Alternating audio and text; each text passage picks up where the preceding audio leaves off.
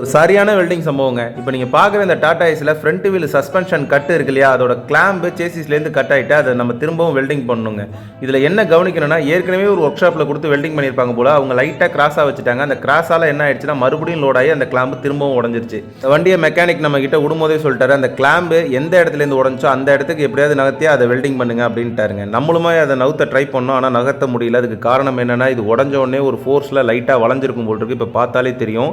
நம்ம கொஞ்சம் கொஞ்சமாக மெனக்கட்டி எப்படியோ அந்த கிளாம்பு எந்த இடத்துலேருந்து உடஞ்சோ அங்கேயே கொண்டு வந்துட்டோம். ஏற்கனவே அடிச்சவங்க கிராஸாக விட்டதால் இந்த டயரை பாருங்களேன் எந்த அளவுக்கு முழுக்கட்டையாக தெரிஞ்சிருக்குன்னு. நம்ம என்ன பண்ணுறோம், பழைய வெல்டிங்கை கொஞ்சம் கொஞ்சமாக கிரைண்டிங் பண்ணி எடுத்துட்டு புதுசாக நம்ம வெல்டிங் செட்டிங் போட போகிறோம். இப்போ வெல்டிங் போடும்போது நம்ம கவனிக்க வேண்டிய ஒரு விஷயம் என்னென்னா, இதை வந்து 4 சைடும் பக்காவாக வெல்டிங் பண்ணால் மட்டும்தான் ஸ்ட்ராங்காக இருக்குங்க. நம்மளுமே என்ன பண்ணுறோம், பொறுமையாக, அதாவது சேசிஸ் வந்துருச்சு போயிருக்கும் போல்.